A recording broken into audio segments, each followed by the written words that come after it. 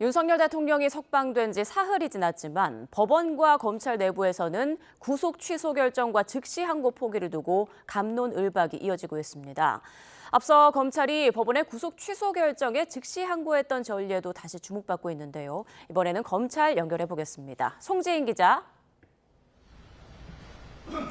네, 검찰 비상계엄 특별수사본부입니다. 네, 대검지 휘부와 수사팀 이견 조율 뒤에도 검찰 내부에서 논쟁이 계속되고 있다고요?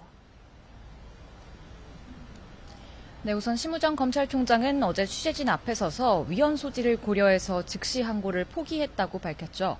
하지만 이에 대해 검찰 내부망에는 즉시 항고 위헌 판단이 내려졌던 구속 집행 정지, 또 보석과 이번 구속 취소 결정은 차이가 있다며 심 총장 결단을 수긍하기 어렵다는 취지의 글이 잇따랐습니다.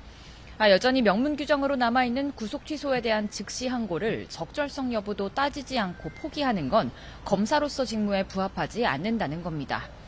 실제 지난 2023년 법원이 공동공갈 혐의로 구속한 피고인에 대해 구속 취소를 결정하자 울산지검 검사가 즉시 항고를 한 사례도 조명받고 있는데요.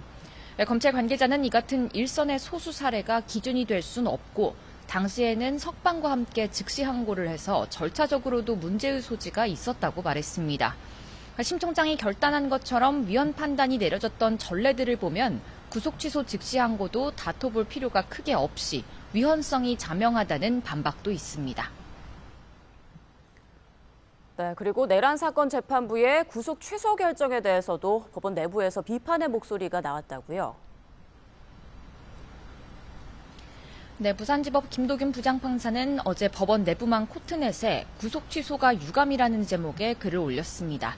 무엇보다 재판부가 윤 대통령 구속기간을 날이 아닌 시간으로 계산한 데 대해 검사의 구속기간은 열흘, 즉 날로 정해져 있을 뿐 시간인 240시간으로 규정돼 있지 않다고 비판했습니다.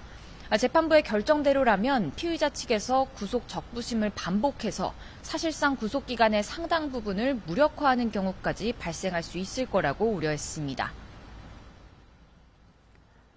이 두 조직 일각에서는 서로의 판단을 향한 의문도 제기하고 있다는데 이 내용도 전해주시죠. 네, 앞서 전해드린 김도균 부장판사는 법원 내부망에 올린 글의 마지막 부분에서 검찰의 즉시 항고 포기 결정도 언급했습니다.